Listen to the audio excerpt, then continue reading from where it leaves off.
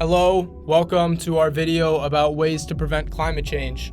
In this video, we will be discussing some of the most effective strategies to reduce the impact of climate change on the planet, exploring different ways individuals, businesses, and governments can help reduce their carbon footprint, conserve energy, and protect our environment. Let's get started. Wind turbines, or windmills, can be used to capture the energy of the wind, which can then be converted into electricity. Wind turbines come in many sizes, from small residential models to larger commercial models. Wind turbines can be installed on land or offshore, and they can be used to generate electricity for individual homes, businesses, or even entire communities. Solar energy is energy from the sun that is captured and converted into electricity. Solar panels or photovoltaic cells are used to capture energy from the sun, which is then converted into electricity. Solar energy can be used to power individual homes and businesses or even entire communities. Some of the pros of solar electricity include the increase in home value, decrease in electricity bill, and solar panels have long lifespans and require low maintenance. The cons are that the initial costs are high, there is not guaranteed to have sun all the time, they're not suitable for all roof types, and production of the solar panels themselves are not 100% environmentally friendly.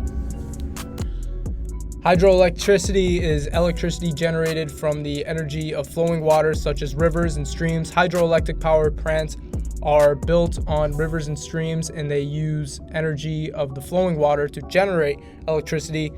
The energy of flowing water is captured and converted into electricity, which can then be used to power homes, businesses, and communities. All right, our next way is the carbon tax or the cap and trade system. Carbon tax is a tax that is used to limit the amount of fossil fuels, while cap and trade is an environmental policy tool that limits the amount of carbon dioxide that can be released into the atmosphere. Both are used to reduce greenhouse gas emissions and tackle the global climate crisis. These can be good to curb business usage of carbon because when you put a tax on carbon, it promotes finding greener and cheaper options for the businesses to use. And using the cap and trade system allows businesses to have a limit of how much carbon they could use or to buy more from other companies, which also creates another incentive to go the greener route.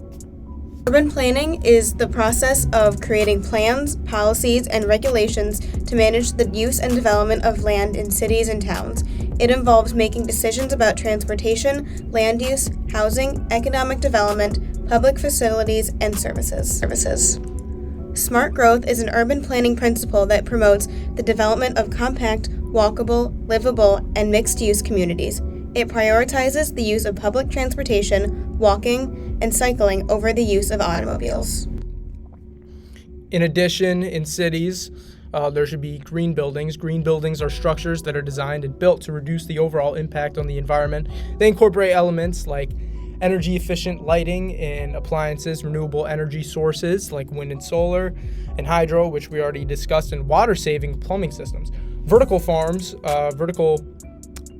farming is an agricultural practice that uses stacked layers of soil and hydroponic systems to grow crops, allowing for higher yields with less land. Some other elements to add to the city would be greenways and greenbelts. Greenways are linear parks or trails that are designed to protect and link natural habitats, and greenbelts are areas of protected land that are used to preserve natural resources and provide recreational areas. One last part that could be used in our cities is easier access to public transportation. Public transportation access refers to the ease of accessing and the availability of public transportation in a given area. This can include access to buses, trains, subways, and other forms of transportation. Having access to these systems in a city can reduce the amount of carbon dioxide given off by car pollution. We hope that this video has given you some ideas on how to prevent climate change.